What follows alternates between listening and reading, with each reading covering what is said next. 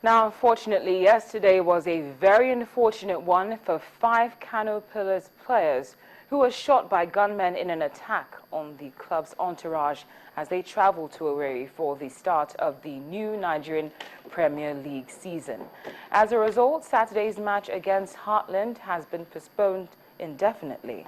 Now, Kano were traveling in a bus carrying 25 people, including 18 players, when the incident occurred. The 5 injured players are receiving treatment at the Federal Medical Center in Lokoja, that's the capital. Kano were preparing to begin the defense of their Nigerian title, having started their season with a victory over Al Malakia in the African Champions League preliminary round last weekend. It's not clear whether Kano's Champions fixture against Maghreb Athletic on March the 13th will go on as scheduled.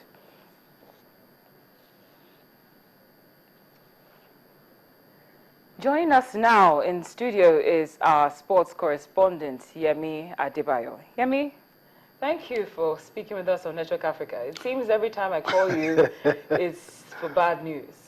Well, yeah, it was a sad day in Nigeria. Yesterday what happened is really, really sad, and, just took us back to the medieval ages. But, my heart goes out to players and officials of Kano Pillars, but it's a reflection of a bigger picture, and it's what obtains in our society. And there's really no excuse for what happened, but I'm hoping that the authorities in Nigeria will be able to put things in place that will ensure that these things do not happen. You could blame the guys for traveling by road.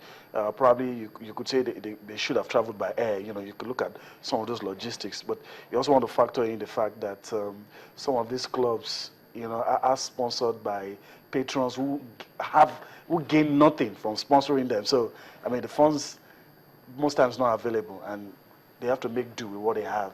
But it's a real sad day. But it's been about 24 hours. Is there any word on possible investigations, finding the perpetrators, those who are behind it? Yeah. Straight away, police will get involved and try to find the perpetrators of that. It's going to be difficult, really, But I hope that those who did this will be brought to justice. It's really sad. It's not the first time something like this is happening. It even happened at the global stage at the African Nations Cup in 2010 in Cabinda, to be precise. That's in Angola. The Nations Cup, Togo pulled out of the Nations Cup because of similar, they were traveling by road, passed through territories held by the rebels. They were attacked. One of the players died. Some were severely injured. Some cannot play football again till today.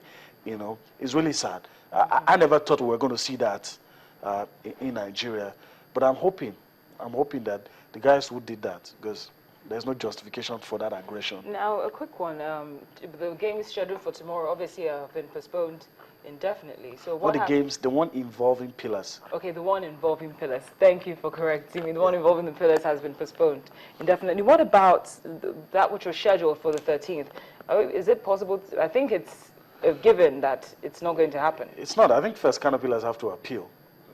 That's the first thing that should be done. And if Kano Pillars appeal, CAF, that's a ruling football governing body on the continent, I'm hoping they will be sensitive enough not to allow the games go on.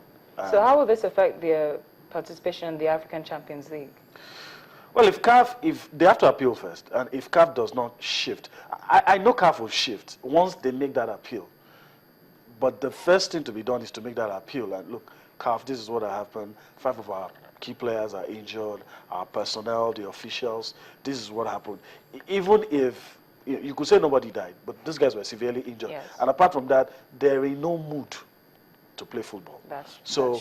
The game on Friday should be put on hold. I'm hoping that CAF will find a suitable time for that to be played. I'm also hoping that maybe psychologists will go to work, because some of those players will be devastated. That's true. It was a close shave with that. That's true. Now, just quickly, if you can, any ideas on how situations like this could be avoided in the future? Because they will have to travel eventually. Well, I could try not to be real and say travel by air.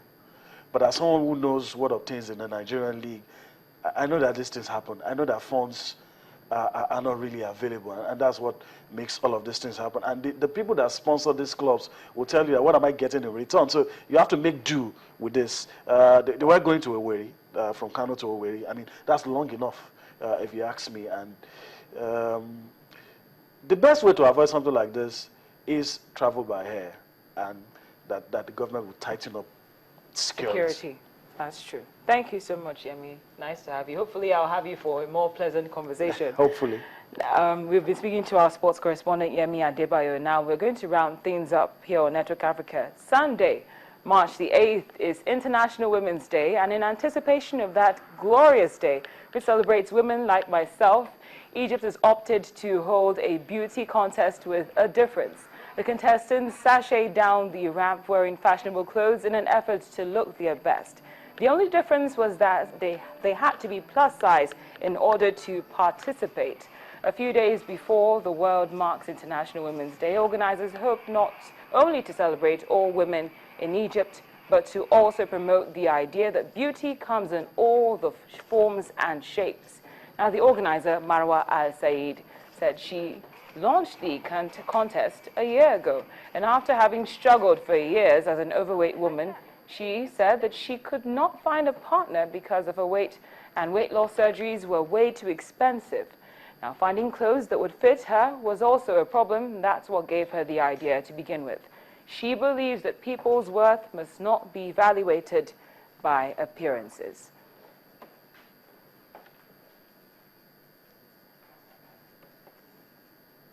I must also say that I do agree with Saeed, and that's it on Network Africa. Many thanks for watching. I'm Cynthia.